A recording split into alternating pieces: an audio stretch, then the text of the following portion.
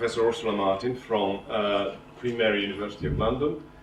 Ursula has a degree from Cambridge and PhD from Warwick, and has been working for many years in Scotland at St Andrews University.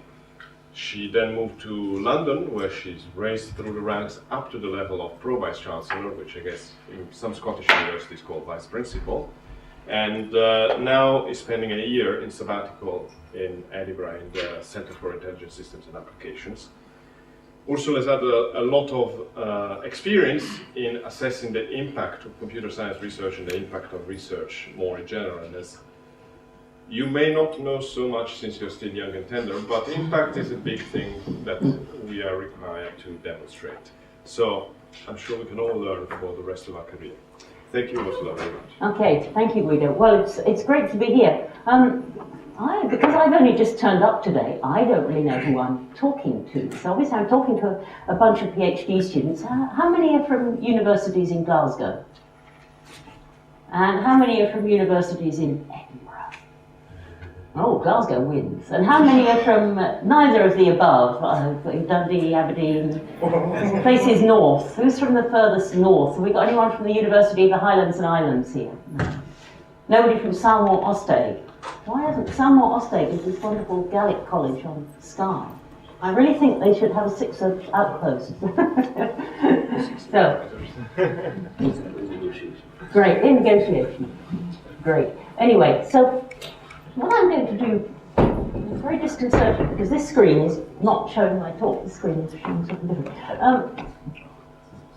What I'm going to do today is to talk about the impact of research, and probably quite a lot of you saw that and thought, God, what a boring title, impact of research. Or, if you go and look up in the Oxford English Dictionary, what's impact? Well, it's what you think it means. Object coming forcibly into contact with another. You click a rock, it's an impact. A marked effect or influence. My mum telling me never to eat ice cream in the street had not much effect or influence at all, actually, but she thought it was going to. So a bit about me.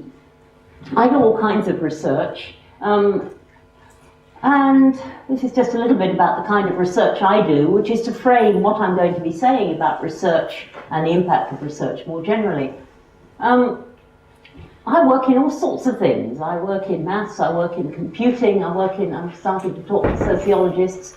For the past 7 or 8 years, I've had a project with industry engineers, which was quite fun because we were taking classical computer science logic, core logic, a little bit close to the sort of thing that Jane was talking about on yesterday. And we realized that you could apply that to control systems. And so we applied it to control systems and built a system, and the engineers liked it. It doesn't fit any much model of how research is supposed to work, because I had a conversation with a bunch of engineers in a bar, and I thought, my goodness, that sounds like logic.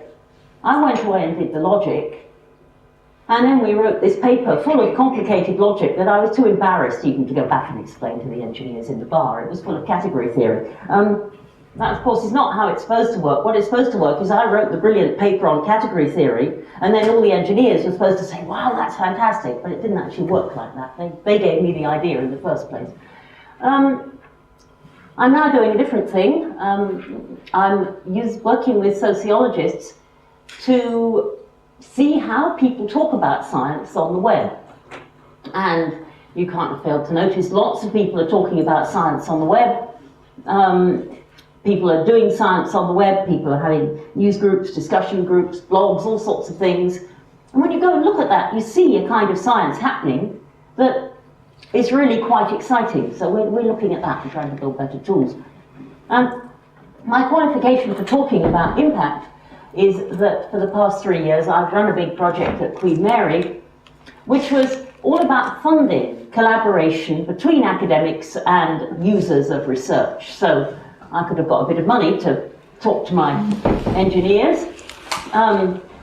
If these math blogs were people were in companies, I could have got a bit of money to talk to them, or you could have done. So it funds all sorts of collaborations with users of research, people out in the outside world who use our research, including 20 PhD internships a year. And it's a whole lot of fun because I'm discovering all sorts of people in Queen Mary who do interesting things I never knew about. Every so often, it seems like once a week, there'll be a science press release about germs and hand washing. And the latest one, I stayed in a hotel last night, the latest science press release said the most dangerous thing in a hotel room is the TV remote because it's covered in germs. That's one of the projects we were funding under this. It was some biologists who have, well, basically they have good techniques, but you know, the sort of little swabs that you swab over a TV remote and it goes, so that's the kind of project. We're looking for novel ways to use our research. Well, a little bit about where I work. I work at Queen Mary University of London. That's our main building. If you don't know London terribly well, this is the map of London.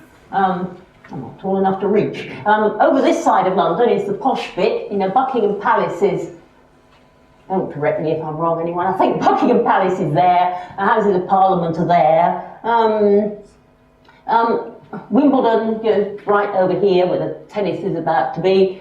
The City of London is sort of about there. You go out here where that really big red blob is, and you're in the East End of London. And the East End of London was the traditional immigrant area of London. It was where people came to London from, why is it the immigrant area of London? Because of this thing, because of the river, because of the docks. The sea's that way.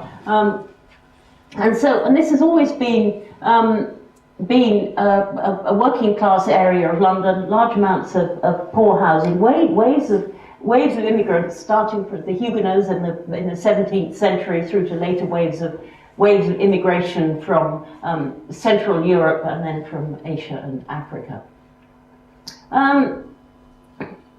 Whereas if you go to Imperial College, which is in the posh bit, you look out and see Hyde Park. If you go to our particularly exciting physics building and look out of the window, well, you can see Canary Wharf, but what you can see out here is an absolutely riveting used car sales room. We are really not in the posh bit of London. But there's lots of things happening in London, like the Olympics, like Silicon, what's it being called this week? Silicon Roundabout, the growth of high-tech companies in London, and so on. I took this photo, actually, a poster in the airport in Paris, because if you it says technology is Great Britain. I put it to you, this is not a picture of Great Britain. This picture is this picture. And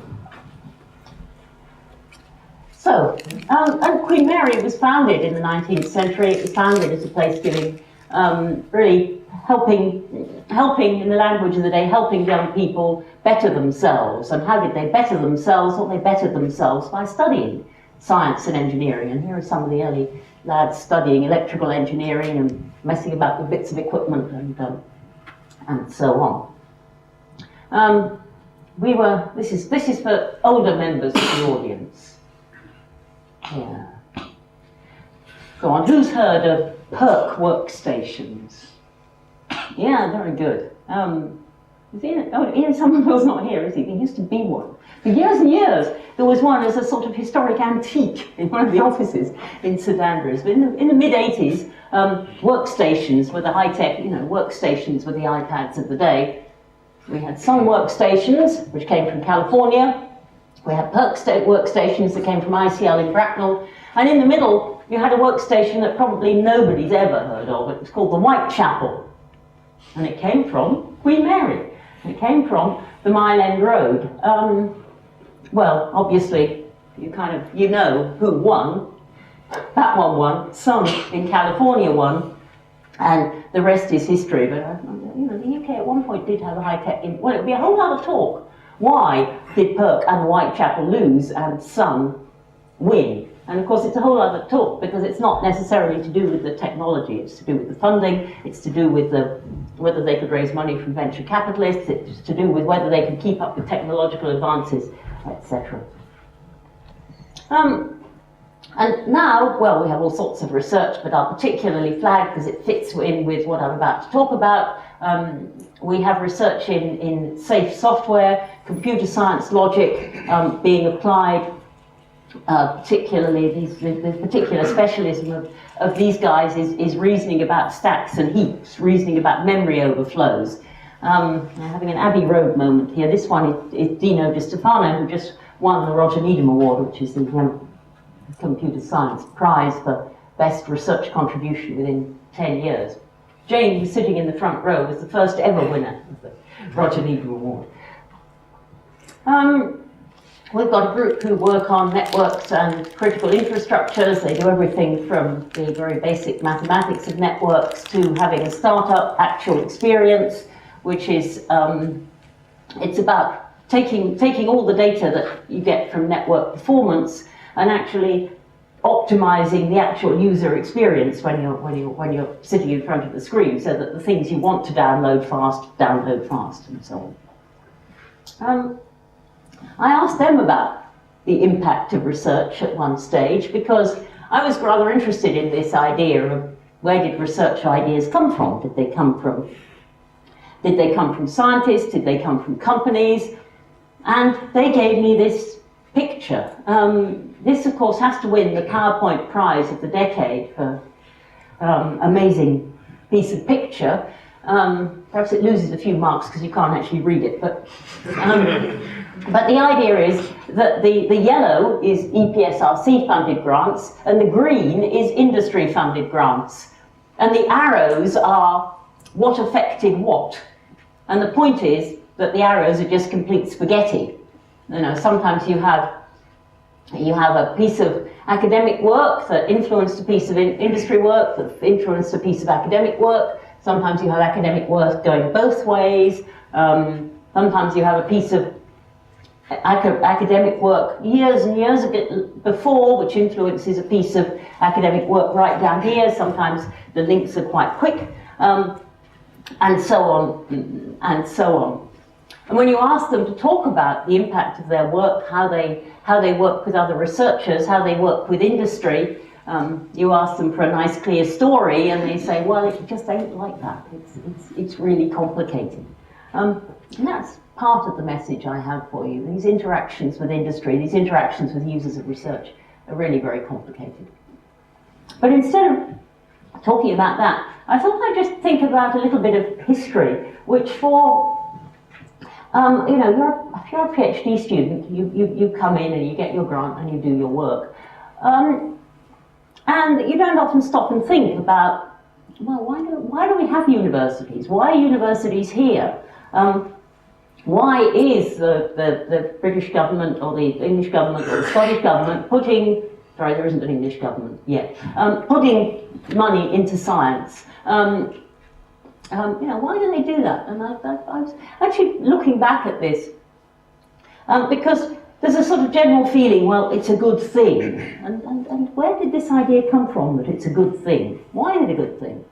And so I was digging back and I came across on the web the first Royal Charter of the Royal Society of London, and that's often thought of as the beginning of formalised science in the UK. The King was getting rather excited about science, and he founded the Royal Society to sponsor and support scientists. It had one of the first scientific journals. They had scientific meetings, people came and talked about their experiments, and then the papers were written up in a journal. That's where a lot of that started. But it's quite interesting, if you slog through all this stuff, why is the King doing this? We have resolved to extend not only the boundaries of empire, but also to the very arts and sciences.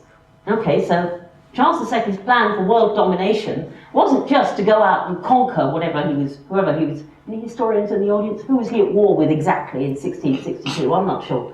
Anyway, you know, not only Italy, probably, not only to go out and conquer whatever he was trying to conquer, but also to conquer the arts and the sciences. It was another thing to conquer, another thing to show his power. Therefore, we encourage philosophical studies, especially those which by actual experiments attempt to shape out a new philosophy or to perfect the old. And science by means of experiment, that was new. In order, therefore, that such studies, which haven't been sufficiently brilliant in any part of the world, the world hasn't really been very good at this, may shine conspicuously among our people, we're going to be good at this, and at length, the whole world of letters may always recognize us, and then, just in case he hasn't made the point strongly enough, he says, recognize us not only as the defender of the faith, so he's not only is he head of the church in England, but also as a universal lover and patron of every kind of truth. He's not hedging his bets here. He wants world domination. Doing science is like grabbing territory all over the world, and defending science, fostering science is just as important as being head of the church. And of course, being head of the church in 1662 was pretty important. So it was a pretty resounding message from Charles II. And that message is echoed similarly. This is the foundation of St Andrews. Since I used to work there, I have to bang the drum, but it's celebrating. Is there anyone here from St Andrews? Yeah, very good. Well, Mrs. Pope Benedict setting up St Andrews in 1413, I have an idea that this translation from Pope Benedict's Latin was done by the St Andrews PR department. Considering the peace and quietness that flourish in the said city, it's good pubs, its abundant supply of victuals and other of its hospices and other conveniences for students, which it is known to possess, we are led to hope that the city, may become the fountain of science. And I'm not quite sure here if he's saying the students will be good customers for the pubs, or the pubs will make good science happen. Anyhow, there was a feeling, I think 1413, the word didn't mean quite the same thing, but there was an idea it was important to set up universities. Scotland, I learned from Wikipedia about 3 days ago, had the first compulsory education system since ancient Greece. Education was hugely valued in Scotland. Of course, the purpose of the compulsory education system was to teach kids to read the Bible and thereby become better people. But during the 18th century, the Scottish Enlightenment flourished, the Royal Society of Edinburgh was set up, and people were starting to think about science, not just as, for Charles II, it was curiosity, it was world domination. But people were starting to think about science also that actually might be useful. So the Royal Society was for the advancement of learning and useful knowledge. Strathclyde was founded about that time. Strathclyde's always had the tagline, the place of useful learning.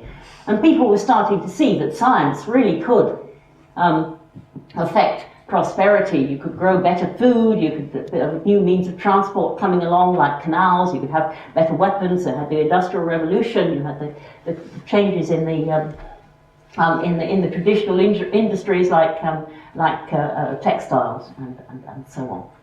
So that started to be the agenda about science. It wasn't just knowledge for its own sake, it was also knowledge having an influence, knowledge being useful. But the big government investment in science, the thing that really triggered governments to start spending money in science, was the Second World War. It's Turing's birthday tomorrow. Tomorrow is Turing's 100th birthday. And there's a big celebration for Turing this year, and one of the things that Turing did that was so influential was his work in wartime on cracking German codes. This is a document, I put quite a bit of this document on the screen because I find the tone quite surprising, because this is July 1945, and this is Vannevar Bush, who was a similarly influential scientist in the US in the 1940s. He'd been involved in a huge amount of war work. People who've ever been involved in web science things might know he wrote an extraordinary prescient article about the web. He called it, what's it called, As We May Think, or something like that. And he's talking about, he doesn't know what the technology will be, but he's talking about the web and links between knowledge and so on. It's but this was a paper he wrote for Roosevelt, because the Second World War, science had contributed to the American victory in the Second World War, the Allied victory in the Second World War. And Bush was a rather canny bloke, and he could see that now was his moment to get government to invest huge amounts of money in science. And so he writes this report, which is, as with everything else, you can find it on the web. It's called Science, the Endless Frontier. And he says very clearly, new frontiers of the mind are before us, and if they're pioneered with the same vision, boldness and drive which with we have waged this war. So it's exactly, we're back with Charles II territory. You know, science is another frontier. Conquering science is just like winning a war. Government should foster the opening of new frontiers, and this is the way to do it. Advances in science mean more jobs, higher wages, shorter hours, more abundant crops, etc., etc. But Bush is quite canny, because of course he wants the government to invest lots of money in science, but he doesn't just want them to spend it on applied science. He wants them to spend it on pure basic fundamental research. And so he makes absolutely sure that when the president puts together all the funding for science, scientific progress results in the free play of the intellects, working on subjects of their own choice, in the manner detected by their own curiosity. Basic research is performed without thought of practical ends. And so he's making the case, actually, give the scientists the money and let them do their own thing. And but if you haven't funded science before much, it's a pretty audacious request if you think about it. We're rather used to that. Well, of course, we're scientists, we have to have freedom of thought, but actually, it's a bit of a new idea. Basic research is formed without thought of practical ends. It results in general knowledge, which provides the means of answering a large number of problems, though it may not give a complete specific answer. So, fund all this science, but don't expect it to solve all your problems right away, because basic science is different. And what's rather remarkable about this document is it's about 15 pages. It's pure polemic. There's actually no evidence in it. There's hardly any numbers, except very, very basic numbers, like how the life expectancy has improved, and that's because of medicine. It's just pure polemic in that vein, on and on and on. But it's a very fine piece of lobbying, but it worked. And it worked in the US in the 1940s, and it continues to work. And so, as a result of this, in the UK, we get, I don't know if you can see those numbers at the back, but when you analyse how much money is spent on science, who provides the money, the government, the research councils, which is also the government, the higher education funding councils, which is also the government basically, business, private non-profit, which is charities and abroad, and they provide money to the government, research councils, companies, etc. Different people do research. Well, we live, yes, and how does the government decide how much money to give to the research councils and the higher education funding councils? Well, every 2 or 3 years, the UK government has what it's called a comprehensive spending review, and the big arguments go on in Whitehall about how much should go to science and how much should go to hospitals or schools or defence. And some of you may have noticed when the Tory government came in, there was the Tories came in and said we must have cuts. And of course that's the time when you really have to be, if you want science to be supported, people have to make the case, actually, yeah, of course we want science to be supported, but is it more important than primary schools? And, look your friends with small children in the eye and say, is science more important than primary schools? It becomes a debate, and people are rehashing. Generally, they're rehashing this kind of argument, but in more modern language and with a heck of a lot more data and numbers. And then, of course, in our column, we then come across ways of. Oh no, we don't. Sorry, I rearranged the slides. This slide comes back in a minute, but not immediately. Okay. So there's huge government investment in science. And if you look in our column, that figure is about 7,000 million, and the government is, well, these three lines, that 6 plus 19 is 25 plus 23 so about 5 million of that 7.5 million, 7.5 billion, 5 billion of that 7.2 billion comes from the government funding the science in universities, and the rest comes from industry, from charities, particularly for medical research, and some of it from overseas, from things like EU funding.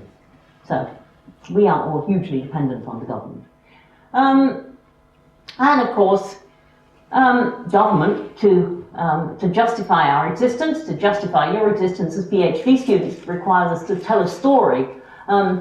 If it's so important, we better measure it. We better explain why what we're doing is worth all this money.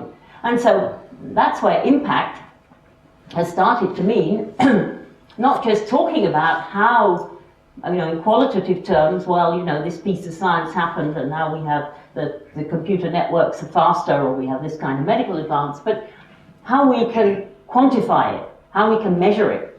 And that really that's how the word impact has become a more complicated word in modern universities, because we've got to put numbers on these things. And of course, when you think about it, research is measured in all kinds of ways, and at the individual level, at some point, you guys are all going to face a PhD committee who's going to assess your research in some way or other and decide whether you're going to pass or not. Well, let's hope they decide you're going to pass. But they have some way of assessing your research, and if your supervisor hasn't told you what they're looking for, then next time you see your supervisor, just remind them, beat them up and say, well, tell me what the PhD committee are actually looking for. And of course, when you start publishing, journals and conferences will assess your research. Employers who are looking to give you a job or promote you will somehow assess your research, assess your CV. Funders will assess your research. And then further up the food chain, these big decisions that government is taking, government and the HEFCE and the research councils will assess research. Well, for various reasons. They're just like Charles II, they want to show that UK research is internationally competitive, that we still in that dominating world position. Well, sometimes what they want to show is, you see, that we're almost competitive, but if we spent a little bit more, we'd still be back up top. And it's that's where all the skills of the lobbyist come in. If we're completely useless at something, then government will probably say, well, sorry, we're not going to bother to spend on that. But if you can prove that you're just, almost there, then government's more likely to invest. So you want to show the UK is competitive, make the case for investment, and then, of course, all these government bodies have got the money, and they want ways of distributing the money in some sort of fair way. Transparent is a curious word. We used to say distribute things fairly, and then people got a bit uncomfortable about using the word fair because it sounded as a sort of moral overtones, I think. So they now use this word transparently, which means, well, even if it's not actually fair, at least we're going to be very clear about the rules we apply, so that we can challenge whether or not so that you can challenge whether we applied the rules properly. The rules may not be fair, but that's a different story. We're not getting into them. So the government want ways to distribute the investment that are transparent and won't be too unpopular and won't get them into too much hot water, and will get the results they want. So that's why we're sort of measuring and assessing research. Now, the simplest way to measure and assess things is, of course, numbers. All these politicians love numbers, and I discovered, and so these are the kinds of numbers that people use to assess the value of universities as a whole. And this is Glasgow Caledonian, which is where we're sitting right now, who conveniently have lots of numbers up there. Perhaps the key thing to notice, of course, the case that Glasgow Caledonian are trying to make by putting this on their website is that investment in Glasgow Caledonian is a jolly good thing because it has 111 million turnover. That's all the money that comes in every year from all sources. But my goodness, the money that it generates for Glasgow City is 220 million, almost twice that, and that develops for Scotland is 400 million, 4 times that. So Glasgow Caledonian wants you to know that it's a good thing. And what's it measuring in all of this? Well, it's measuring things like just all the money that, everything that happens in the university, all the staff that it employs and so on, everything that happens to the students, all the money that the students spend that wouldn't otherwise be spent, all the money that's spent in pubs and bars and everything else. The impact of Glasgow Caledonian on tourism, well, some of you see, are tourists to the fine city of Glasgow, so you're in there somewhere. That glass of orange juice you didn't get at breakfast is somewhere in that, one of those figures. Or maybe you're in one of these boxes, I'm not sure. Maybe you're in the conference trade box, but knowledge transfer, commercial training and placements, a university like this does an awful lot of industry short courses and top-up courses for people in local companies. Healthcare, Glasgow Caledonian trains lots of nurses. Capital spend, which is just money it puts into the system because it's building new buildings, and so on. So, Glasgow Caledonian makes a case to government that, yeah, we cost money, we cost 111 million from various sources, but look at all the benefits the country gets out of this. Now, for sort of teaching operations, that's a kind of, some of these numbers are obviously a bit of a joke. They can't really estimate down to the last pound how many cups of coffee visitors buy, but it's sort of, you can do a ballpark figure and it sounds vaguely credible. It is, of course, much, much harder when you're trying to apply that kind of model to research, because it's sort of, well, all kind of things we've been kind of saying. But when that doesn't stop the government from trying, so when they're asked to make a case of, the value in money of research, they talk about delivering highly skilled people to the labour market. That's you. You're going to go out and get jobs which are on average more highly paid than regular graduates, and you're going to add value to the places you go and work in because of the knowledge you've got from your PhD or the technical skills you've learned while you're doing your PhD. The research improves the performance of existing businesses. So if some research innovation in a company, look at a company like Google or Microsoft or something, they're just based on all kinds of research, whether inside the company or research that's coming from universities. Creating new businesses, startups, attracting R&D investment from global business. So that's something, value add from research. Alex Salmond was in California this week, trotting around saying, invest in Edinburgh, invest in Scotland because of our universities, because our science is so wonderful. I only know this because a Scottish friend of mine posted this on Facebook. I'm not actually a member of the...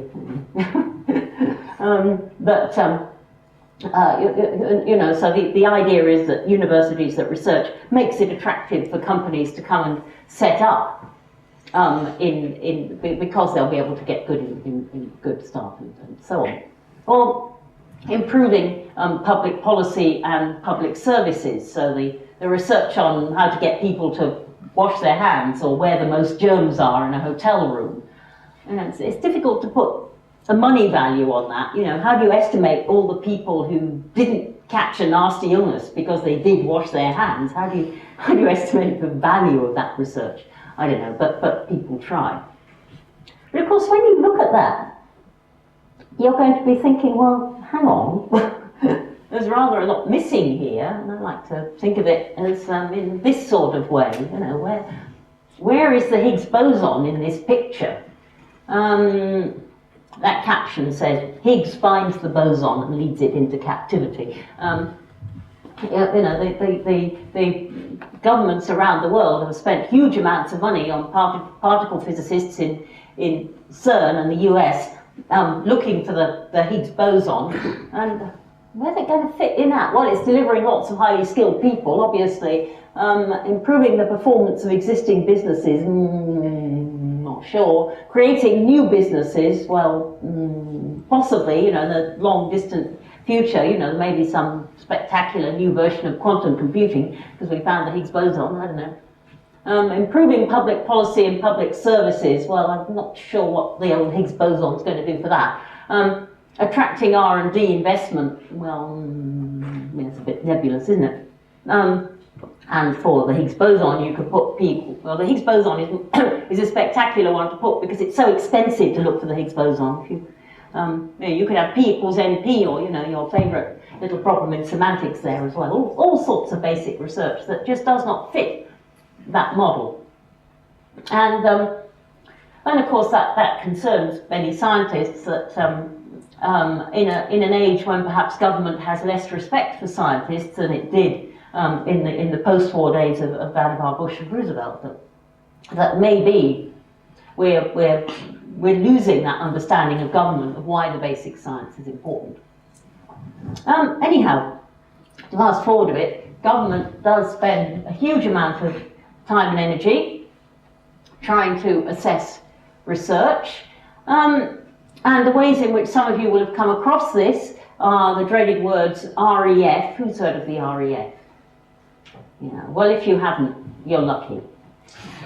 But you probably will fairly soon. So, as I said, the government gives money to these various organisations, and then so the government gives a lump sum of, shall we say, 1,900 million pounds to the research councils, and then the research councils have to find a way of divvying that up between universities. The next slide is government gives 2.4 thousand million pounds to the higher education funding councils, and they have to find a way of divvying it up to universities.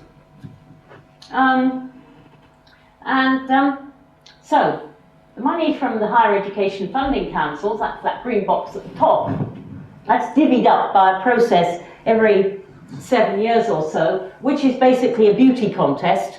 It's called the REF. Oh God, you're taping this, aren't you? It's, oh, no, but what the government does in this beauty contest, or what HEFCE does, is they ask universities to send in a list of 4 papers for each of their researchers, or each researcher that they choose to send a paper in for. These papers are peer-reviewed in some way by panels. The panels assess a rating to them. There's also an assessment of the impact of the university. All of that stuff on the previous slide. So the university has to write a little story like that about the impact of its research, and lucky people like Rod are busy right now trying to write that story for Glasgow, and there'll be a similar person in St Andrews or Aberdeen or whatever.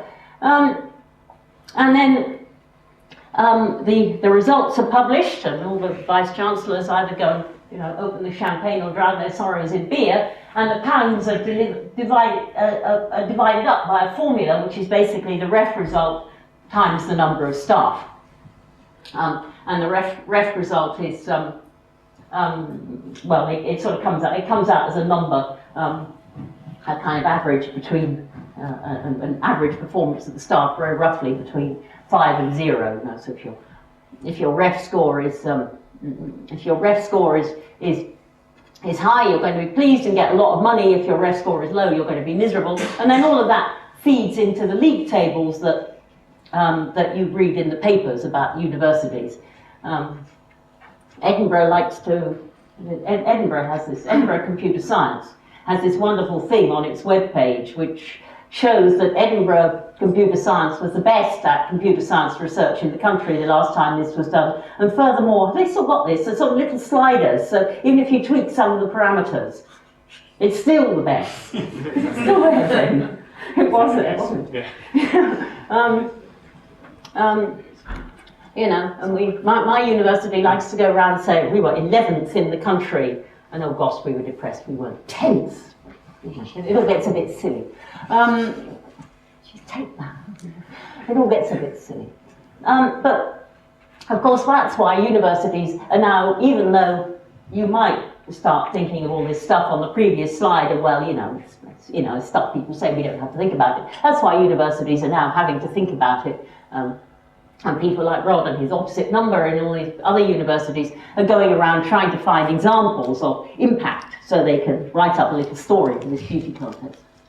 The other thing I have up here is the research councils. They divvy up the money by people sending proposals grant proposals, and you've no doubt seen the academics in your department writing grant proposals and muttering and so on about writing grant proposals. Grant proposals, the money is divvied up because I write a grant saying, please give me £5 million to look for the Higgs boson, and my peers will kind of review the proposal and say that's mad and I won't get the money, or maybe on a good day they'll say okay and they'll give me the money. But again, looking at, now with that, when you write grant proposals, because you're trying to predict what will happen, you have to talk about what the impact might be. Well, there you're allowed real, true flights of fancy. It's up to a point. And so that's how this money is divvied up. Okay, so that's why all this is important. Now, what kinds of things do people use to assess research? Well, of course, some of these you've seen, and some of them you haven't so much. So I imagine everybody's come across peer review. You write a paper for a journal or a conference, it's sent in, and you get the referee's reports back.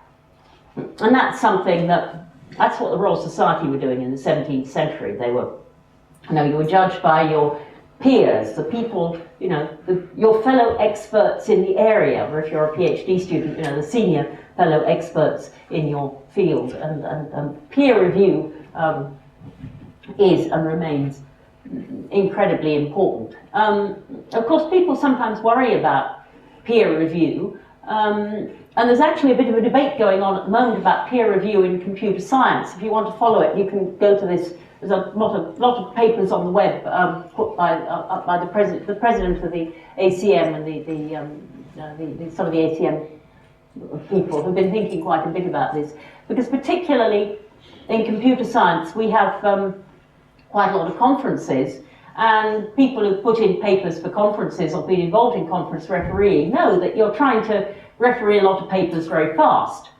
and sometimes the refereeing, of course, the quality of a referee's report that you've done in half an hour while you're watching football is not the same as the quality of a referee's report where you spent a couple of weeks really thinking about a paper because it's going into a top ACM journal. And there's quite a bit of discussion about this, whether we should be thinking a little bit about the conference culture. And there are other ideas for refereeing coming out. There are places now where people, or some disciplines where people put their papers on the web ahead of publication, and then lots of people make comments on the web. It's not an anonymous process. And peer review, I've been quite surprised to find peer review is very different in different disciplines when I talk to people in other disciplines like psychology or medicine. But peer review is something we're kind of all familiar with. But peer review is time consuming and therefore expensive. And so often when people are judging work, instead of going away and reading the papers, they'll look for other sorts of things. What grants or prizes has this work won? If somebody else has already said they think this work's good by giving it a big grant, I can just tick the box that says it's good and I don't have to go away and read the papers. Impact factor of journals is one you may have come across. Well, maybe if the paper's in let's say, one of the top ACM journals, it's probably good, so I won't actually have to read the paper. And the impact factor of a journal is the various ways of, roughly speaking, it's how highly cited papers in that journal are. So if you have a paper in a journal with a high impact factor, all that tells you is that in the past, papers in that journal have been highly cited. My paper in that journal may be the the one that wasn't highly cited, but it doesn't matter. I've got the kudos, you see, of publishing in that journal. There's another thing, people have started using the Australians for their version of the REF, the research assessment, produced a ranked list of journals. The Australian core journals list, and if you Google it, you can find it. Journals and conferences, actually. And so some institutions, some employers have started saying, well, we're too lazy to read the papers, but at least if it's in a journal that the Australians ranked A, then it's probably a good paper. So they've started using that. There's a slight problem with this. The Australians themselves then decided that this was a really, really bad system. and abandoned it in 2011, partly because it was really damaging to journals, actually. If this Australian list said your journal was only B, then your journal suddenly, the journals themselves started complaining about this, and so but the lists are still there and being used. Of course, one of the things you're all familiar with, and I'll say a little bit more about this in a moment, is the use of citations and or other things related to citations, like downloads. I've got a couple of slides about this, so I'll come back to that. But of course, people are also trying to assess the economic impact, and that's where, as I say, it gets really hard. The REF impact statements are going to be little stories about work that's had impact, but anybody who ever tries to produce a formula for capturing this stuff, particularly, as I say, the things like how do you put a value on the fact that people wash their hands more often and don't get sick, is hugely complicated. Plus the fact that when you talk to people who do this kind of policy research, whereas in science we tend to know who did something, when somebody proves P equals NP, we'll remember the name of that person. When Turing's work, we remember Turing's name. An advance in healthcare or policy or social care, it may change the way things are done, but nobody remembers the name of the person who invented it very often. One of the ones I love, that I was told by a friend of mine who's a child psychologist, is that once upon a time, if a child went into hospital, the practice was that the parents were restricted from coming to see the child. And that, I don't know if anyone in the room is old enough to remember this. My parents remember this. And the thinking was that if the parents came to see the child cried, and it upset the child, so you didn't let the parents come and see the child, which sounds extraordinary. And then it all changed, and now if you have a child in hospital, you can go and, then you can put a little camp bed up next to the bed and you can be with the child. And of course, to us now, it's blindingly obvious that that's a better way. But it actually took research. It was a child psychologist called Winnicott in the 60s who did research on this and said, no, actually, look, this is damaging the children. It's much better to have the parents there. But nobody now remembers that that was an impact of research. They just think of it as blindingly obvious that having your parents with your child in hospital is better for the child. But I think that's a very nice example. How would you... Winnicott's too old. UCL, who's at UCL? UCL could claim Winnicott, except they, putting together an evidence base for what I've just said gets hugely complicated. Putting a value on it, even knowing that it was a result, what change was an outcome of research, gets very complicated. So that's why this gets deeply murky, and so people fall back on this and this because it's easy.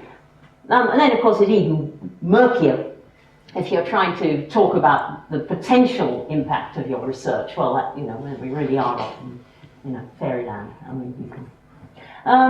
But that's what EPSRC are doing with grants. And when you write an EPSRC grant proposal, you have to write a couple of pages on pathways to impact. And that's talking about how it might be helpful, well, not actually just in the outside world, but also to other researchers.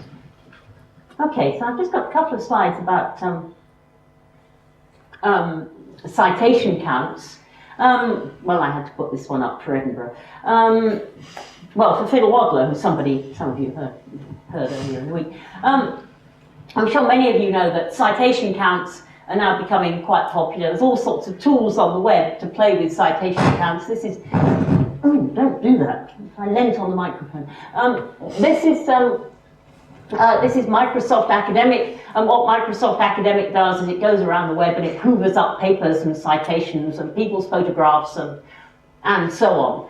And then it produces this sort of thing. So if you restrict it to the University of Edinburgh, the person in Edinburgh with the most citations is one Brian Charlesworth. The person with the second most citations is one Michael Atiyah, who's a very eminent mathematician. I was amazed to see him there, actually. Mathematicians always say they're never highly cited, and there he is. William Earnshaw, I don't know who he is. Gordon Plotkin, Many of you in the theoretical computer science area know who he is, 10,000 citations, Adrian Bird, Philip Wadler. Well, of course, this was a snapshot a couple of days ago. You know, maybe Gordon's had a few more citations by now. But then you can also look at how many publications they've got. Oh, well, Charlesworth is clearly winning. Look, Charlesworth has got 350 publications. Or you can calculate the H-index. The H-index, how many people have heard of the H-index? Yeah, quite a lot. It's big. The H-index says, if you've got an H-index of, say, 54, that means you've got 54 papers that have been cited more than 54 times. And so, in other words, if you take your papers and sort them by the number of times they've been cited, then you count down until the number is, one number is bigger than the other number, and where they cross over for Brian Charlesworth was 54. And you see, if we sorted by, it looks as if we sorted by H-index, Phil Wadler would be second. Oh, and Phil Wadler would beat Gordon Plotkin, look! Anyway, hours of fun for people who don't have any work to do for their PhD. But also you can see why this is attractive, because you can play around with it, you can get numbers, you can put them into spreadsheets. And this is for individual people, but you can apply the same algorithms to institutions. You can work out how many publications Edinburgh's got, how many citations the University of Edinburgh's got, what the H-index of the University of Edinburgh is, etc. I know, people can play all kinds of games with these things. And this makes it fun. Remember, I was talking about government wants to assess how good research is so it can prove that, you know, it's doing okay. Charles II's problem. And this is the kind of thing that government reports produce, these spider web diagrams. So if you just look down this arm of the spider web, this is citations. So this is how many citations have American papers had in, well, there must be a time period, but it's not on the slide, is it? Well, I don't know, you know, some time period. Well, what a surprise, the US has had far more citations than, whatever the red one is, the UK, the purple one, Germany, China, etc. That's citations, that's articles, that's GERD, that's how much money the country spends on research. Usage, that's quite interesting. You see, because everything's online these days, you can go away and count how many times your paper is downloaded. Well, look, there's something everybody can do now to help their department. Go out there and set up a robot in somebody else's department, obviously, and get, you know, I'm not saying these things are perfect, you know, but it's easier than setting up a citation ring, you know, a citation cartel. Highly cited articles, patents, etc. And so, you know, the UK government, there are people employed to sit in Whitehall and produce this sort of thing. Well, actually, no, they don't. They pay Elsevier to produce this sort of thing. Patents. Well, okay, well, that's all very well, but it doesn't make the UK look terribly good, does it? I know, let's normalise by population. Output per researcher. Oh, yeah, that's better. Look, the red one is top on competencies. Competencies is some, too long to explain what it is, but it's the sort of thing you can do with data mashing on the web. Look, we're top on competencies. Highly cited articles, citations, usage, articles, and look, we're cheap, you see. And, oh, patents. We're not doing so well on patents, but Japan's, oh, never mind. Government likes that, you see, because that proves to government it doesn't have to do anything, because we're top, you see. So, in fact, whisper it not, that might almost prove to government that we could spend less and we'd still be top. So we don't want government to see that one, really. So I have put a slide more up about citations because I think it is worth thinking about them because they are so widely used. They are very easy. But there are certainly minuses about them, particularly to do with the accuracy and the bias. You'll know there are wide variations in citation between research areas. Plotkin and Wadler, they're in different areas of, but loosely speaking, sort of theoretical computer science. There are plenty of terrific researchers in Edinburgh who do things like visualization or things close to neuroscience or something, but those areas have different citation patterns, so they don't feed up so high. Also, all the people I put who are highly cited are actually quite old. Folks have been around a bit. There's a lot of inaccuracy in this stuff. You see that the Rod Murray Smiths and the Jane Hilstons and the Ursula Martins, we have an advantage in this kind of stuff because we have unusual names. The John Smiths and the Mary Joneses, don't, and especially as a lot of this stuff is based on screen scraping. My university started getting terribly anxious about citations because the proper name of my university is Queen Mary, University of London. It turned out that when these things go away and do screen scraping, because of the comma, they then assign our papers to this mythical entity called the University of London. Well, that's dreadful. So, believe it or not, oh, she's still got the camera pointed on me. My university, we now have a policy document that says when you write a paper, you mustn't put a comma. It must be Queen Mary, no comma, University of London. And if you keep doing that, then your head of department will write you a stiff letter. So there. Which is actually a bit rotten because you can slog away and get it right, and then right at the end, the publisher can put that wretched comma back, you see. But this is how bonkers it's getting. I didn't say that. But of course, when you stop and think about it, there's other things. We're only human, which is another way of saying we're quite lazy. When you're writing a paper, how do you decide what to cite? Well, you look at the paper your supervisor wrote about that stuff, and they have these 5 standard papers they always cite, so you cite them too. And that's the sort of snowball effect, you see. So Wadler and Plotkin have both written sort of seminal texts that everybody will just cite because everybody else does. It's actually quite interesting when the UK government, when it was trying to do this REF thing that was all about how to divvy up the money, they thought, well, actually, why don't we just give the problem to a computer and just use citations to divvy up the money? They're a lot easier than having people sort of referee the papers all over again. And they spent a lot of money in investigating all this. And they decided actually it was too inaccurate to use for that purpose. And they also came up with all sorts of biases. I put women there. Apparently they investigated, there are data sets that show that women tend to be less highly cited than men. I don't know why this is, but it may be partly this snowball effect, Anyhow, so it was biased against women, it was biased against new subfields. So they thought about, there's all sorts of fancy maths trying to normalize. There are whole journals devoted to citations, the Journal of Scientometrics. There's a whole research area in itself. And there are extra minuses for computer science that not all CS journals and conferences are captured in these databases anyway. And so if you compare citation counts in something like Google Scholar, which does it by screen scraping, and something like Thomson ISI that does it by actually analysing the journals, they'll give you completely different answers for citation counts.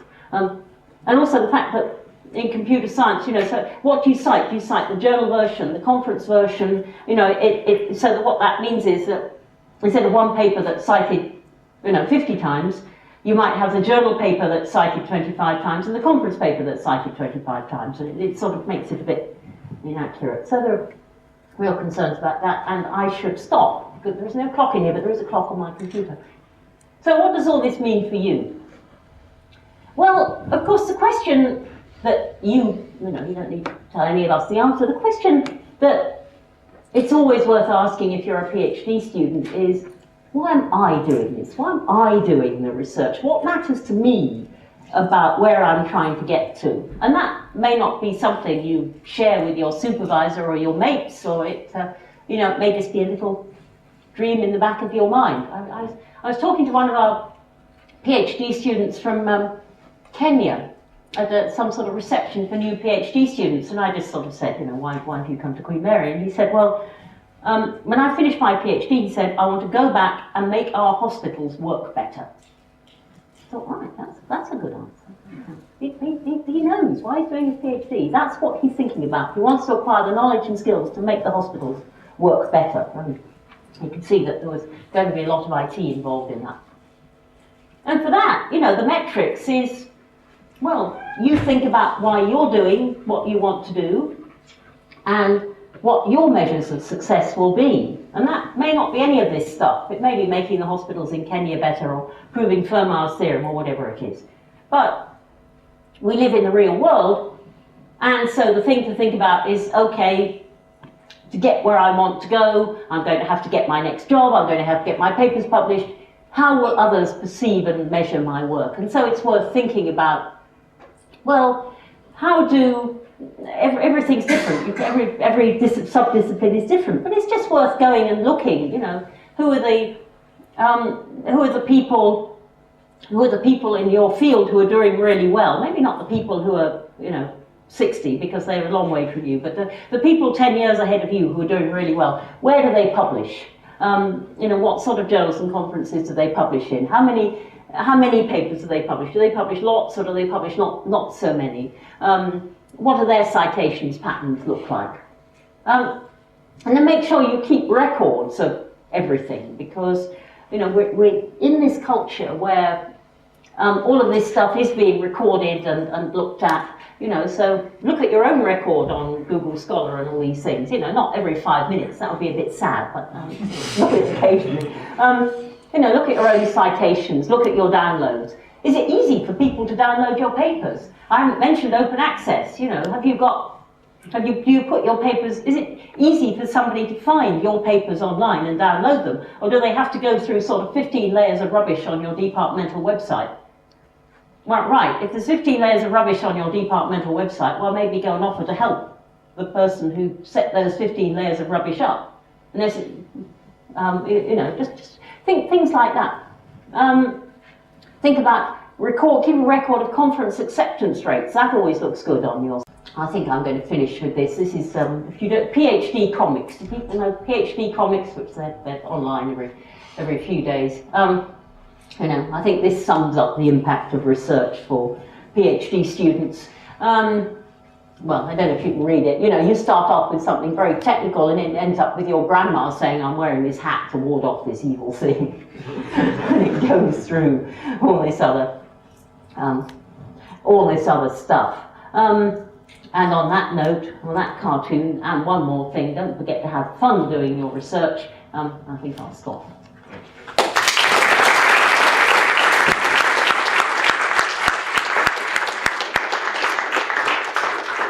Thank you very much for a very informative talk. We have time for a couple of questions.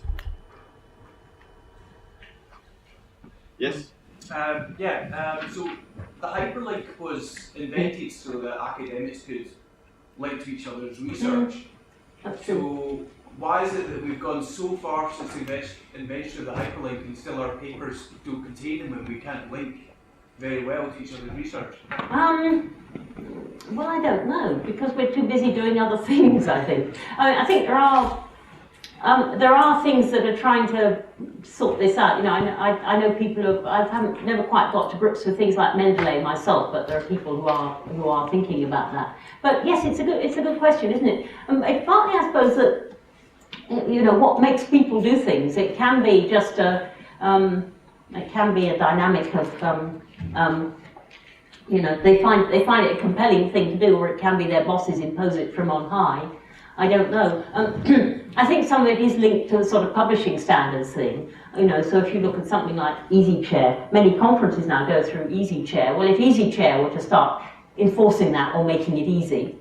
But then it's also linked to this business of open access and putting your papers online. Now, in our world, most of the worlds of computer science I know about, it's no big deal to put your paper online. But of course, there are other disciplines like medicine or social sciences where people are really punctilious about obeying the rules of the journal, and if nature says it, and keeping things quiet before they're published and so on. And that's not the precise answer about hyperlinks, but it sort of creates, it creates barriers, which is similar to your question. Yes. Do you feel that interdisciplinary research or transdisciplinary research tends to sort of lose out when measuring impact because it may not clearly fit in one place? That's one of the. I kind of stopped because I come to an end. But that is a very important point that I didn't get time to make. And I think and that's another reason I said that Hefke doing this ref thing, where they were trying to divvy the money up fairly, they didn't use citations because of exactly that. And it's a whole other thing. But career-wise, it's always difficult doing interdisciplinary research. Because you're doing this great project, which is the borderline of biology and geography, and then you're applying for jobs, and you're not a proper geographer, you're not a proper biologist. So, there's one more thing I meant to mention. There's a book which a colleague lent me only at the beginning of the week, so I haven't actually read it. But it's called "Marketing for Scientists: How to Shine in Tough Times." And I must say this. I looked at this, and I sort of said, "Oh, honestly, we don't read this." And he said, "No, really, it's good. You should read it." And it has a lot of good stuff in it, but it's picking up on a number of these points. Right. So, I'm sure. I certainly have other questions that I would like to ask, but in the interest of the poster session, it's probably best if we thank Ursula again and ask her questions in private afterwards. She's going to be around.